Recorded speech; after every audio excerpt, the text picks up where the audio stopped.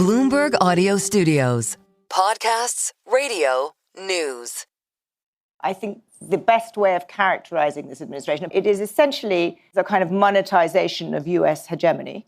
The less polite way is something about a mafioso shakedown.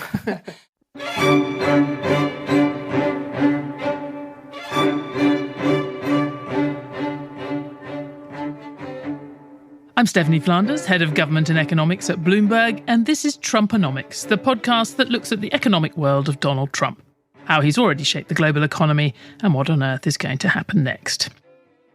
This week, we're widening the lens a bit, because I just had a fascinating conversation I'd like to share with you. The occasion was Bloomberg's second Women, Money and Power event in London, and the conversation was with Alessandra Galloni, the editor-in-chief of Reuters news agency, and Zanny Minton Beddoes, editor-in-chief of The Economist.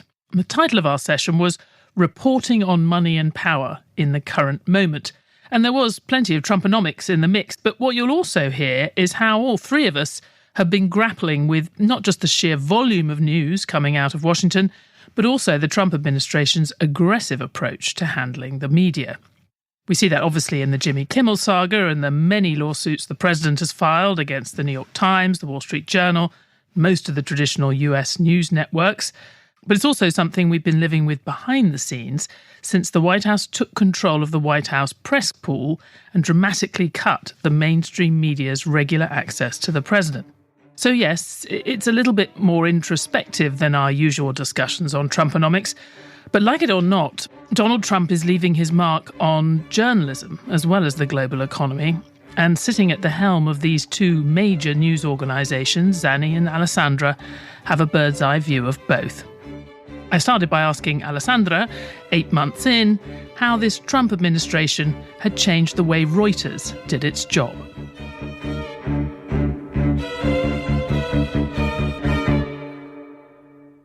I think there's sort of two buckets, right? There's what you have to do journalistically, and then it's sort of how you go about it and navigate some of the new rules that have come in. Journalistically, I think, the bottom line is sort of a back to the future. You do what we always do, which is you report this administration. And what we try to do is we try to report what matters, what the real effects of the executive orders are, or what the real effects of changes in policy, new laws are. So, for example, just yesterday, we had a story that looked at how prosecutions for drug abuse or for money laundering or for financial crimes that used to be prosecuted a lot in the U.S. have now sort of given way to deportations because so much attention of the Trump administration is focused on deportations that a lot of the same sort of prosecutors and officers who were focusing on one type of crime are now focusing on what Trump classifies as another type of crime. So again, what flows from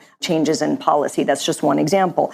I mean, it's just worth perhaps mentioning a few of the restrictions that we've had. The new one is on the Pentagon reporting, which all of us have, which is that there's a new rule now or a new request for all journalists who cover the Pentagon to sign a piece of paper saying that essentially we wouldn't publish something that could be in a security interest of the U.S., without checking with the Pentagon first, essentially.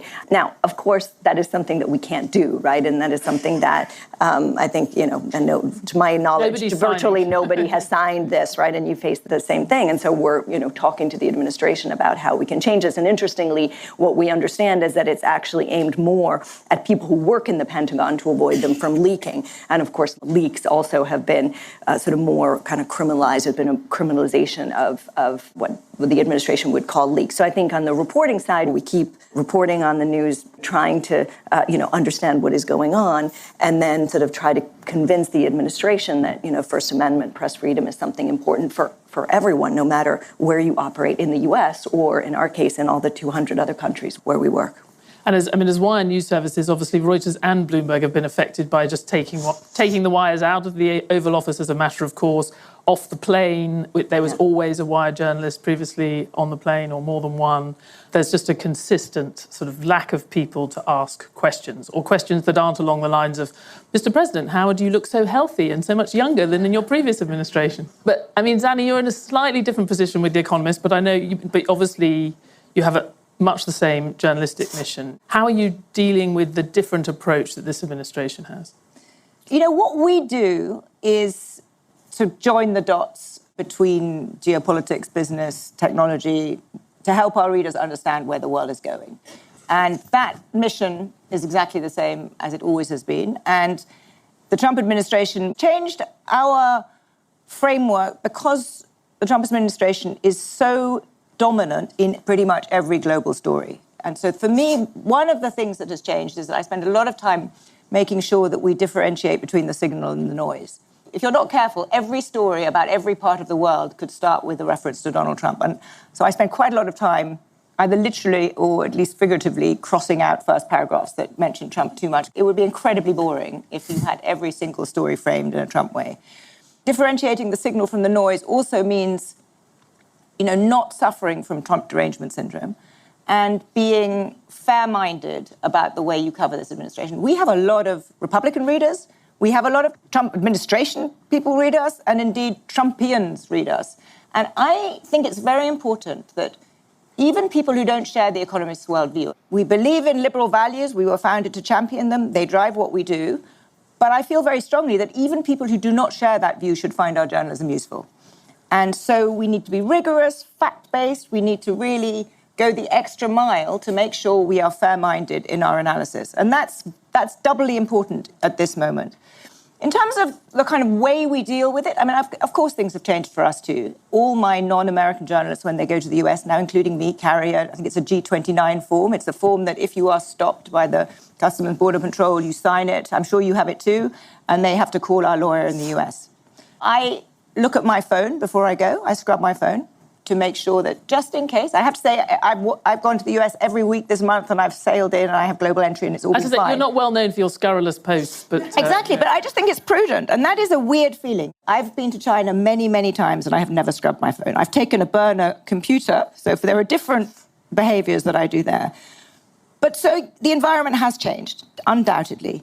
It's a long answer to your question, but it makes me value our independence more. This sounds incredibly pretentious and I don't mean it to be, but I think we should all be thinking not just about the here and now, but how are our successors going to look at what we did? Did we go overboard with Trump derangement syndrome, or did we normalize totally non-normal behavior and fail to, raise enough red flags about what is potentially happening to American democracy? And I think the balance between those two is what I'm figuring out. I think we do find the White House team particularly, I think, is having to use its thesaurus very often on different words for unprecedented. That's the way you put it in perspective and don't normalise it while still reporting it. Just to come back on you, Zanny, because I was struck by this a couple of weeks ago. There's a version of Trump derangement syndrome when one's thinking about global affairs and global events. And I was struck, the Shanghai summit and then the parade in China, a lot of the coverage saw everything that was happening in Beijing as a response to Trump, and indeed India, Prime Minister Modi's going to China, all of that as being entirely a response to what Donald Trump had done and the trade wars and other things, which in many ways was true, or at least was one way of looking at it. But there was another way, which I got from talking to my Indian colleagues and our geo-economics analyst in India, that it was entirely in line with Prime Minister Modi's own objectives. He needed to have a relationship with China because it's a key part of his domestic manufacturing agenda, that he needed access to these inputs from China, and we could show how many inputs he relied on, etc., etc.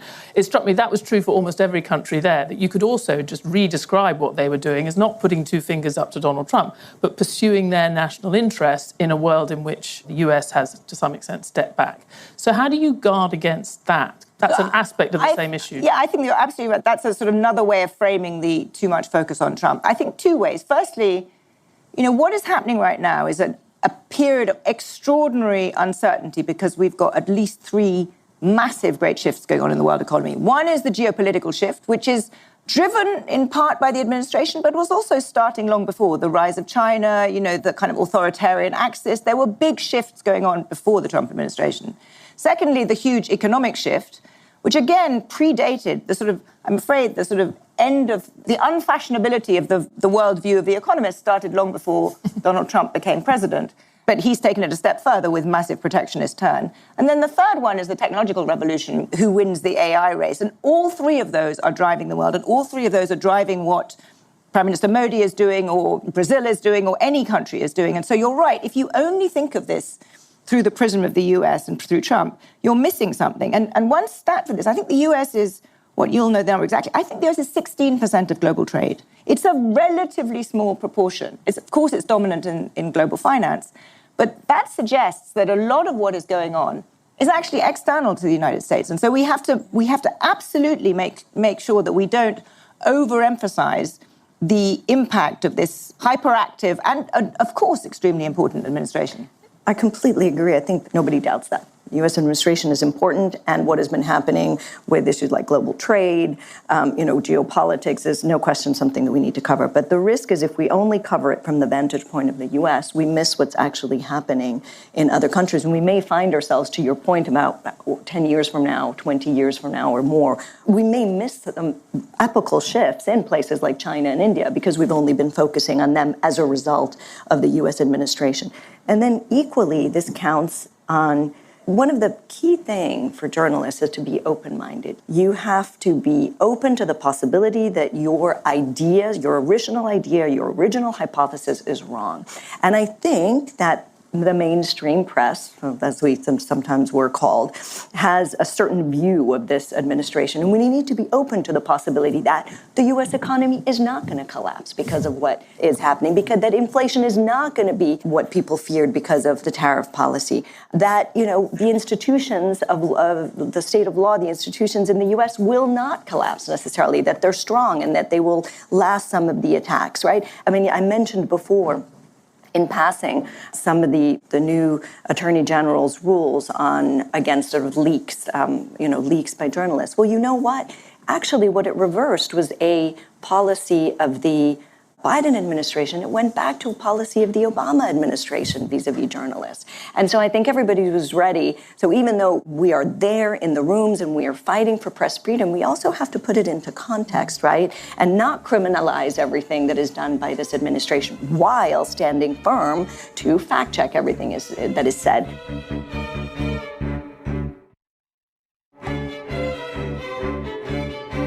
I want to do a bit more on the economics, not least because this is going to be going out on my Trumponomics podcast, which you can get at anywhere. Maybe you should call it something different. I know. I can't speak about derangement syndrome on the name of the podcast. I think the closest thing to a consistent principle of Trumponomics as it's applied globally has been that the rest of the world should just pay for stuff that previously it got, quote unquote, for free from the US, whether that's reserve currency, security umbrella, a certain kind of global order.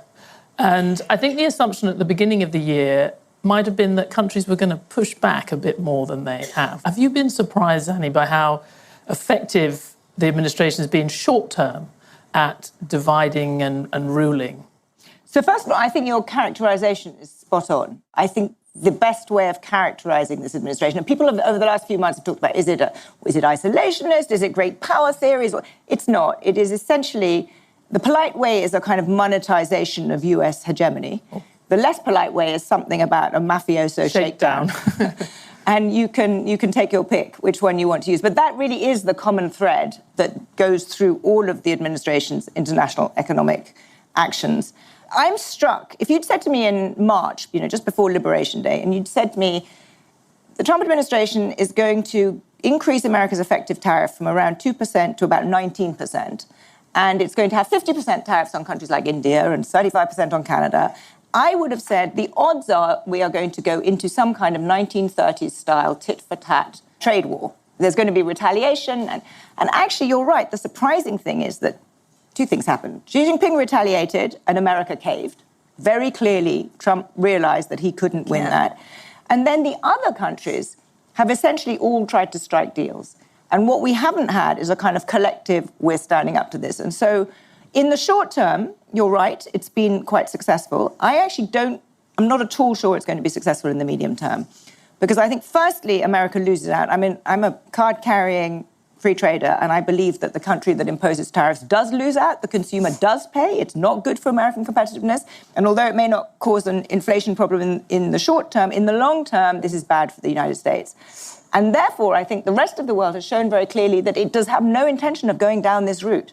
And so you will see greater coordination between different regional trade agreements. And I actually think, it won't be the WTO, it won't be the old system, but you will have something that resembles a rules-based trading system, increasingly excluding the US. And that is not good for the US in the medium term. The system has worked, ultimately. What you're saying is that global trade, to a certain extent, has worked because we've seen the deals that have been struck. It has been a huge overhaul of the system, but we thought that there would be more of a dismantling. I think the old system is broken. I think it is a new system, but I think that it is that we will see a limit to the ability, even of the US to shake down countries over the medium term. I think this is the height of the shakedown ability. And China, as you say, was the one. There was no way that you could push further with China, and that's why he backtracked. Well, and as Zanny points out, there's more than 80% of global trade. Can I do some shameless self-promotion, since this is going to be on your in return for coming podcast, to this conference, you may. Which is that, as you may know, next week we're launching the Economist Insider, a series of video shows on. There'll be specialist ones, and I will co-host a weekly one. But the first episode will be along this track, and as part of it, I have an interesting conversation with Prime Minister Mark Carney on precisely this topic. So you should listen to it.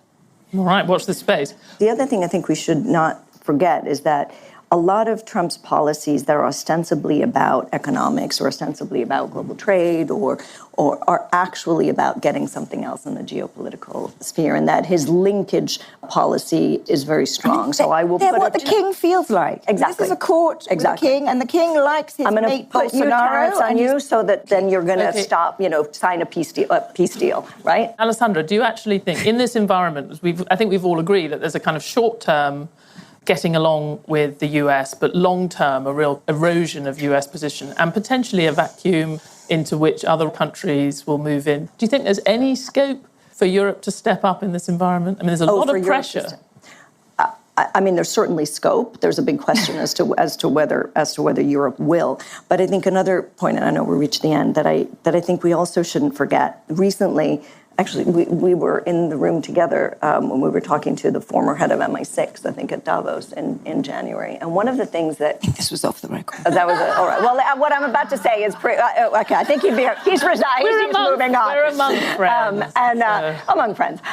No, but one of the things that I thought was very interesting is how much of an emphasis he put on the fact that leave aside the heads of these or the organizations, the top organizations of the US and of the UK, but that a lot of the work is done at the second and third level, and a lot of the relations, and he was talking about security, but you could extend this to many other areas, is actually done not at the top levels, and that the coordination and collaboration still goes on. And I was really struck by that because it suggested to me that, administrations come and go and they are important. And this administration may lead to another same administration. We just don't know what's going to happen, right? But that actually between countries and among countries, a lot of the work that holds policies together is still going on. And that is actually a lot of the concerns. We have pretty much run out of time, but I do want to, just because you are also leaders of people and managers of people. And this is a pretty fractious, often emotive journalistic environment for particularly reporters in the US to navigate. And we've seen that in spades over the last few weeks. So I just wondered, both of you, how much have you had to think about that? Have you had issues with people either with burnout or just people struggling to sort of hold that line? Because you both stand for objective, rigorous reporting. The answer is people feel very, very strongly about what's going on. I think we benefit from we don't have to, we do different kind of journalism to you two. So we have the time to discuss and debate. And what's most important to me is that people feel their voices are heard. And so we have lots of discussions about a lot of these subjects. And we may end up often with leader lines that I'm fairly sure some of my team don't agree with. But as long as they've had their voices heard, and I think it's people, I can speak for my colleagues, they have been extraordinary in their sort of professionalism and the way that they have risen to the challenge. They understand that our role is to make sense of what is happening, explain it to our readers around the world, never compromise on our underlying values. We are a liberal newspaper, classic English liberalism. We proudly champion that. But you can do that and at the same time have fair-minded journalism that distinguishes between the signal and the noise. And I think everyone is completely on board with that. We have a slightly different situation. You know, we're obviously on the sharp edge of a lot of what happens in the world, and including in conflict. I mean, we've been talking about economics, but we have the other half of our newsroom, is in war zones. We have many people in Ukraine, on battlefields around the world. So for us, there's a real imperative to keep our people safe physically all the time, and that is becoming increasingly difficult. It's no secret. I've been in this job as EIC for 4 years, and we've lost 4 journalists. So, in conflict. So the physical remains very, very important because there are a lot of actual kinetic situations on the ground. But to your point, which is more sort of the emotional aspect of it, no, it's very real. Our journalists in the U.S. are feeling the same sort of pressures that many of our journalists in other countries feel.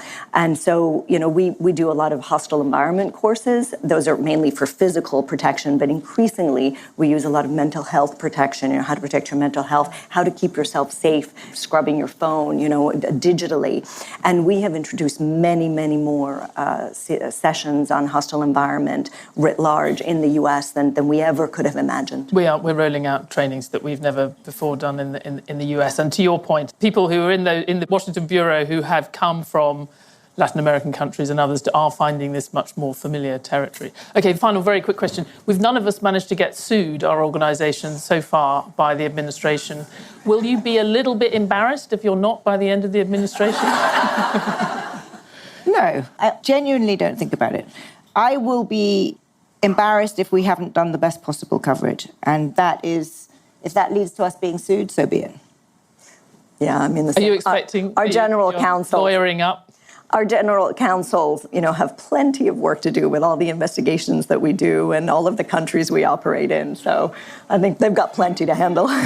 Alessandra, Zanny, thank you so much for doing this.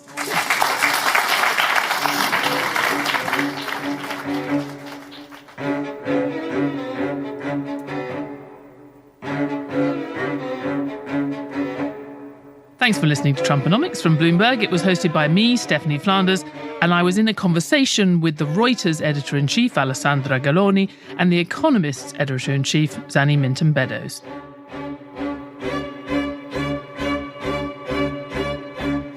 Trumponomics was produced by Summer Sadi and Moses Andam, and special thanks this week to the organisers of the Women, Money and Power event at Bloomberg's headquarters in London. Sound design was by Blake Maples and Kelly Gary, and Amy Keane is our executive producer. Sage Bowman is Bloomberg's head of podcasts. To help others find the show, please rate it and review it highly wherever you listen to podcasts.